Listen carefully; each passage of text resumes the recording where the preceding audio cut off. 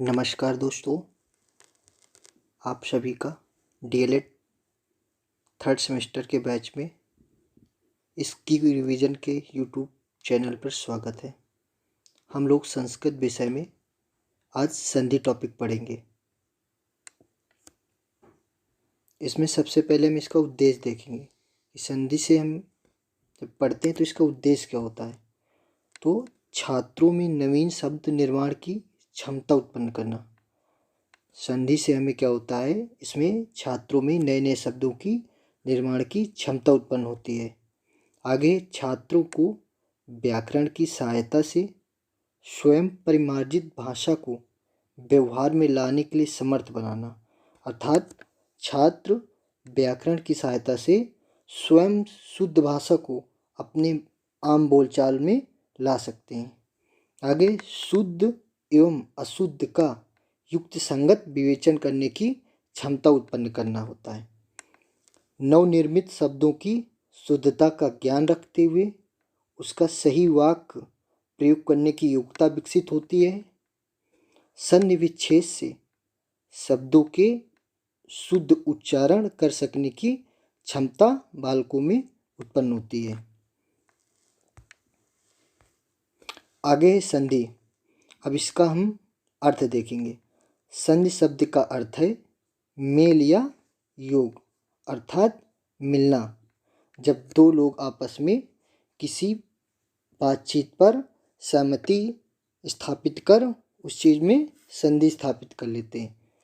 अब इसे हम परिभाषित शब्दों में देखेंगे तो दो वर्णों के मेल से जो विकार अर्थात परिवर्तन उत्पन्न होता है उसे संधि कहते हैं। जैसे दो वर्ण हमारे हो गए रमा धन ईसा, इसका क्या हो गया बराबर रमेशा। तो यहाँ पर दो वर्ण मिलकर एक परिवर्तन उत्पन्न किया जिससे एक नए शब्द का निर्माण हुआ रमेशा। आगे संधि विच्छेद, मतलब इसका संधि युक्त वर्णों को अलग करना।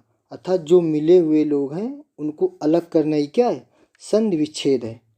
संधि का मतलब होता है मिलना और विच्छेद का मतलब अलग करना। जैसे गणेश, तो गणेश को अगर हम इसका विच्छेद करेंगे तो गणधन ईसा क्या बराबर गणेशा।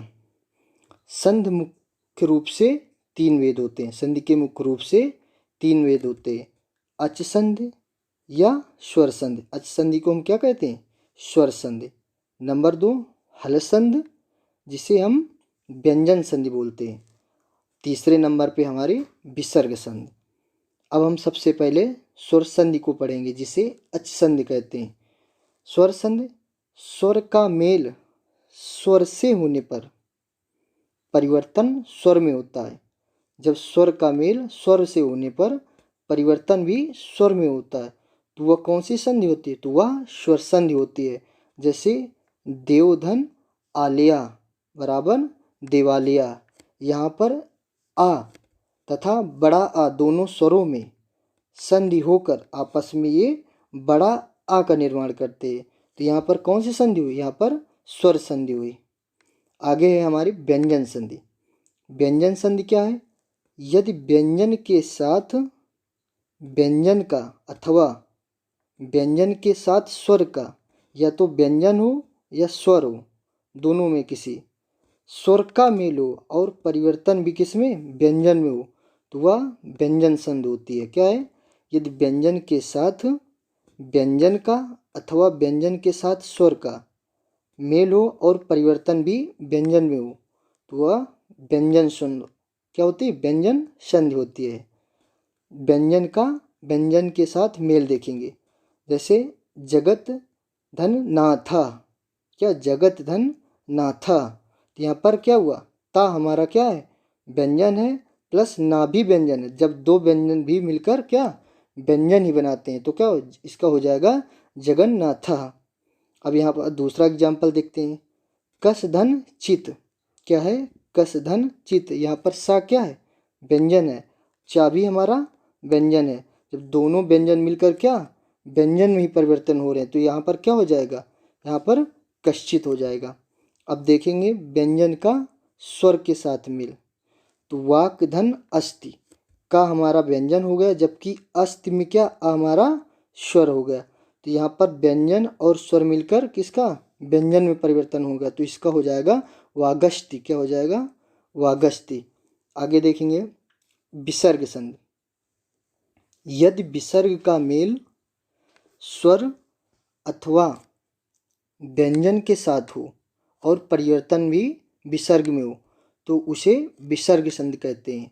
जैसे रामः धन उवाच, यहाँ पर रामः के बाद क्या विसर्ग लगा है, फिर उ हमारा क्या स्वर है, तो इसका बनेगा रामः उवाच। यहाँ पर विसर्ग का मेल स्वर से हुआ है और परिवर्तन भी विसर्ग में हुआ है।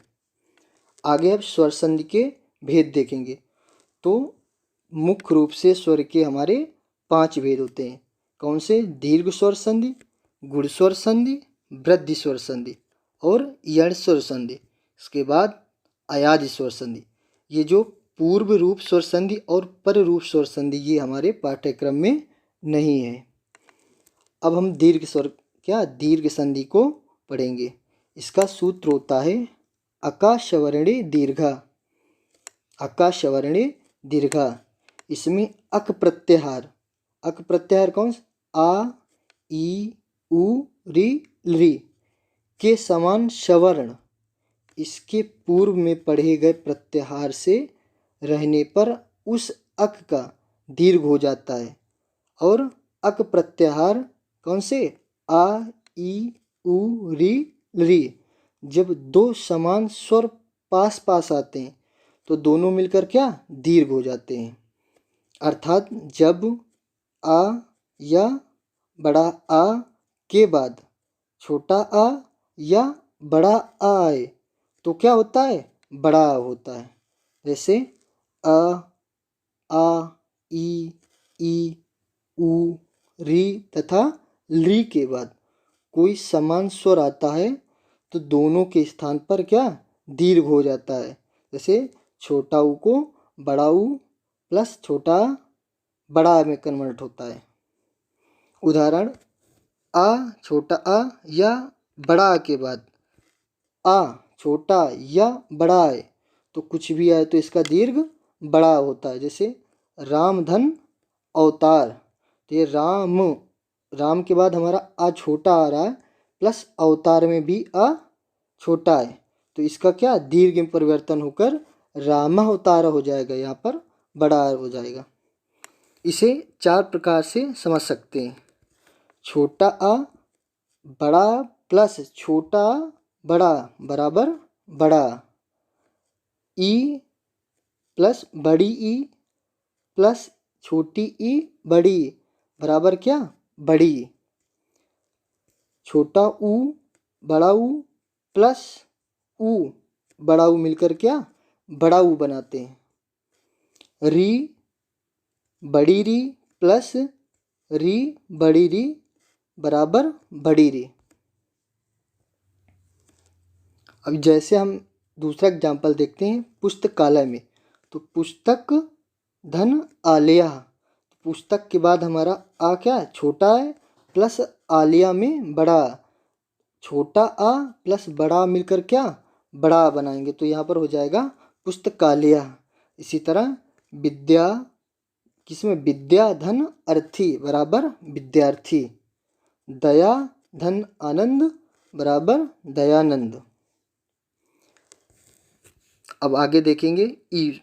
रवि धन इंद्रा बराबर रविंद्रा। यहाँ पर छोटी प्लस छोटी मिलकर क्या बड़ी बना रहा है। इसी प्रकार हरीश में हरी धन ईशा बराबर हरीशा। यहाँ पर भी छोटी ई प्लस बड़ी मिलकर क्या बड़ी बना रहा है। आगे लक्ष्मी धन इच्छा, यहाँ पर बड़ी ई प्लस छोटी मिलकर क्या बड़ी बना रहा क्या लक्ष्मी इच्छा। आगे इसी प्रकार है मही धन ईशा, यहाँ पर बड़ी ई प्लस बड़ी मिलकर क्या है बड़ी बना रहा है तो इसका हो जाएगा महिषा। इसी प्रकार ऊ का देखेंगे तो छोटा ऊ प्लस छोटा ऊ मिलकर क्या बड़ा ऊ बनाता है। एग्जाम्पल इसका देखें भानु धन उदया, तो भानु में क्या है छोटा ऊ है प्लस उदया में भी छोटा ऊ है। छोटा ऊ और छोटा ऊ मिलकर क्या है, बड़ा ऊ बना रहे हैं। क्या है, छोटा ऊ प्लस छोटा ऊ मिलकर बड़ा ऊ बनाकर हो जाएगा यहाँ पर भानुदया। इसी प्रकार लघु धन उष्मा में देखेंगे तो लघु, लघु में क्या है, छोटा ऊ है, इसके बाद ऊष्मा में हमारा भी छोटा ऊ है, तो यहाँ पर क्या है, लघु ऊष्मा हो जाएगा। आगे है वधूत्सवा। वधु में भी हमारा बड़ा ऊ प्लस छोटा ऊ मिलकर क्या है, बड़ा ऊ बना रहा है। आगे हम देखते हैं री वाला।